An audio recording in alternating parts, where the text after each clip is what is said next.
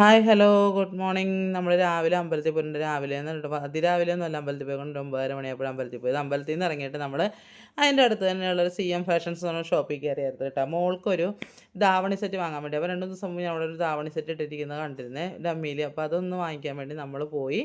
അതും വാങ്ങിയിട്ട് ദേ വീട്ടിൽ വന്ന് ചായ കുടിച്ചിട്ട് മോളെ കൊണ്ട് ചേച്ചിയുടെ മോളുടെ വീട്ടിലാക്കി കേട്ടോ. എനിക്കും മോനും കൂടെ ഒന്ന് എറണാകുളം വരെ പോകേണ്ട ആവശ്യമുണ്ട്. അങ്ങനെ ഞങ്ങൾ അവളെ കൊണ്ടാക്കിയ ശേഷം ഞങ്ങളിതേ എറണാകുളത്തേക്ക് പോവാട്ടോ. അപ്പോൾ എനിക്കൊന്ന് കോർപ്പറേഷൻ ഓഫീസിലും കാര്യങ്ങളൊക്കെ പോകാനുണ്ടായിരുന്നു. അതൊക്കെ പോയിട്ട് നമ്മളിതേ തിരികെ പോരുക കേട്ടോ.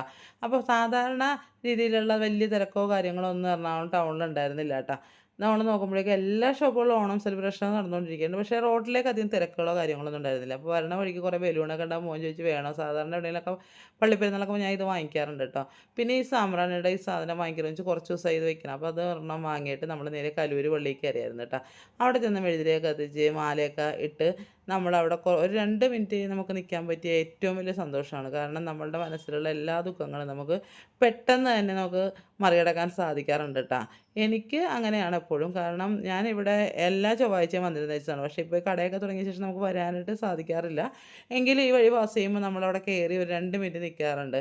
അത് ഏറ്റവും വലിയൊരു ആശ്വാസമുണ്ട് എൻ്റെ മനസ്സിന്. കാരണം എൻ്റെ ഒരുപാട് പ്രശ്നങ്ങൾക്ക് എനിക്കെന്നും തുണയായിട്ട് നിന്നിട്ടുള്ള എൻ്റെ കല്ലൂര് പുണ്യാളൻ തന്നെ കേട്ടോ. എന്ത് പ്രശ്നം വന്നാലും ഇപ്പോഴും ഞാൻ ആദ്യം വിളിക്കുന്നത് എൻ്റെ പുണ്യാളാ എന്നെ ഒന്ന് കാത്തോണേ എന്ന് പറയുള്ളൂ. അത് തന്നെ എനിക്കൊരു ആശ്വാസവും സമാധാനവും ഒക്കെയാണ്. അപ്പോൾ അതുകൊണ്ട് തന്നെ ഇവിടെ കഴിഞ്ഞിട്ടേ എനിക്കുള്ളൂ വേറെ ആരും. അമ്പലത്തിൽ പോകാറുണ്ട്, എല്ലായിടത്തും പോകാറുണ്ടെങ്കിൽ പോലും എനിക്ക് ഈ പുണ്യാളനോട് പ്രത്യേക സ്നേഹമാണ് കേട്ടോ.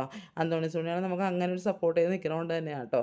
അപ്പോൾ അത് കഴിഞ്ഞ ശേഷം ഞാൻ എൻ്റെ ചേച്ചിയുടെ മോളുടെ വീട്ടിലേക്കാട്ടോ പോകണം. അവൾ ബിരിയാണി ഉണ്ടാക്കി വെച്ചിട്ടുണ്ടായി. അപ്പോൾ ഞങ്ങൾ അവിടെ ചെന്ന് നല്ല ബീഫ് ബിരിയാണി ആയിരുന്നു. അതും കഴിച്ചിട്ട് ഞാൻ നേരെ ദേ സ്വയംവരയിലേക്ക് പോവാട്ടോ.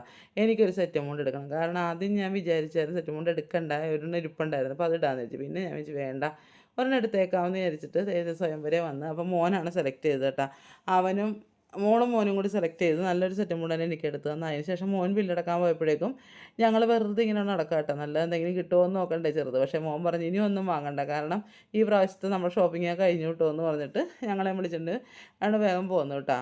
അപ്പോൾ ഞങ്ങളവിടെ വന്നാലും അവിടെയൊക്കെ ചുറ്റിപ്പറ്റി ഇങ്ങനെ നിൽക്കും. അങ്ങനെ അപ്പോൾ ഒരു വലിയ കണ്ണാടി കണ്ടപ്പോഴേക്കും ഞാനും മോളും കൂടി ഫോട്ടോയൊക്കെ എടുക്കാനും പിന്നെ അവൾക്കൊരു ഡ്രസ്സൊക്കെ, അങ്ങനെ മോൻ പറഞ്ഞു വേണ്ട ഇനി എടുക്കണ്ട, കാരണം ഉള്ളതൊക്കെ ഇട്ട് തീർക്കണം. ഇത്രയൊക്കെയുള്ള ഇന്നത്തെ വീഡിയോ.